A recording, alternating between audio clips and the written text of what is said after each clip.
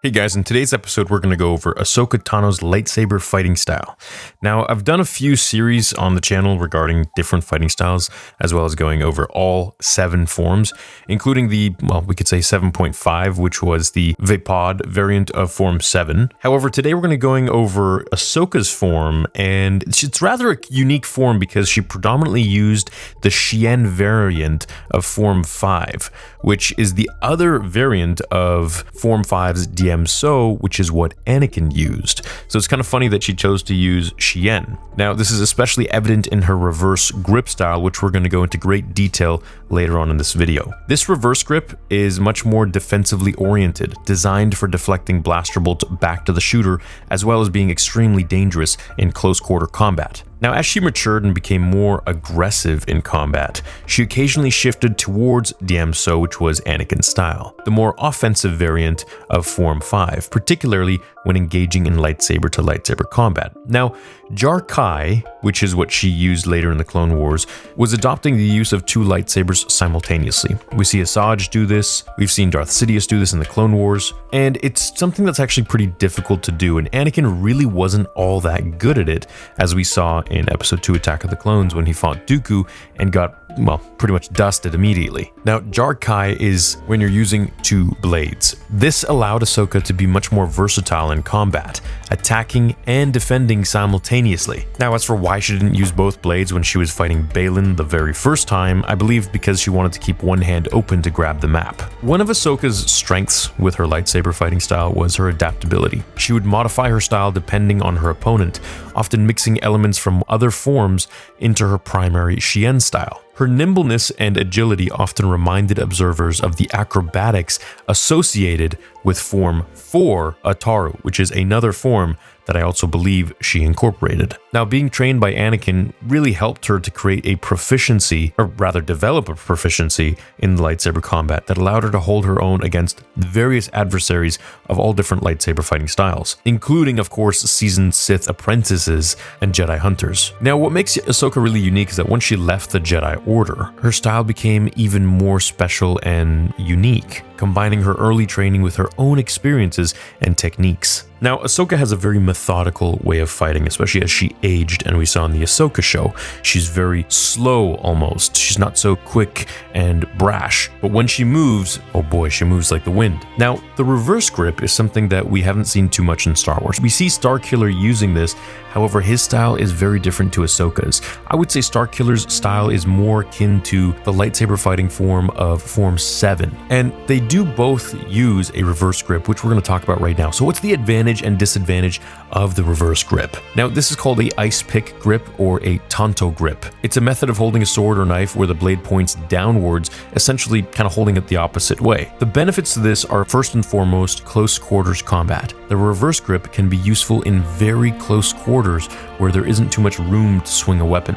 This is one reason why Darth Maul and the Qui-Gon Jinn fight was so limited in my opinion, because it was such close quarters. Like, not just that they were close to each other, but just their surroundings. They were in these very narrow, tight doorways and hallways that didn't allow them to really move and flex the way that they would normally. Now, the reverse grip can be very useful in close quarters, as I said, where there isn't too much room to swing a weapon. It allows for stabbing motions that can be hard to block or parry at close range. And due to this uncommon nature, I mean, when you're training against lightsaber combatants, they don't normally have this reverse grip or tanto grip, and utilizing this can catch an opponent off guard, leading to unexpected attack angles that they may not be used to blocking. Now, another cool thing about this is that you can actually use the weapon's spine, its hilt, to block or guide an incoming attack away. This is something many samurai did in their own time, was they would actually use the butt of their blade, so indeed just the handle, as a weapon. It also offers greater control for intricate maneuvers or precision strikes,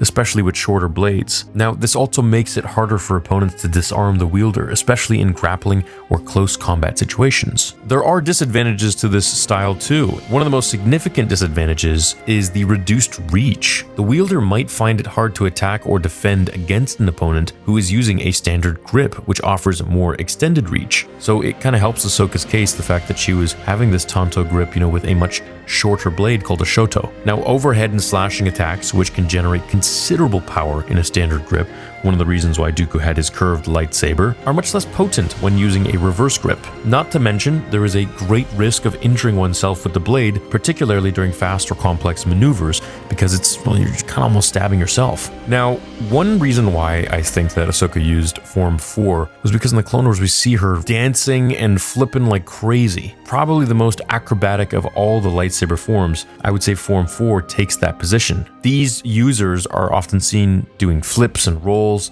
and high-speed spins both for offense and defense. Now, this form draws heavily upon the Force to aid in these maneuvers, and I think Ahsoka would switch back and forth between Form 5 and Form 4. It's a very aggressive form, and it's characterized by powerful strikes coming from many different directions, involving jumps or spins. It's mainly designed to overwhelm an opponent with relentless offense. Now, due to this high speed and acrobatic nature, Ataru is physically demanding. It can quickly exhaust its practitioner, especially if the user doesn't end the duel quickly. This is another testament as to how fit Ahsoka was. Now, the weakness, I would say, of Ataru is that it's really not ideal for combat in confined spaces due to its reliance on acrobatics.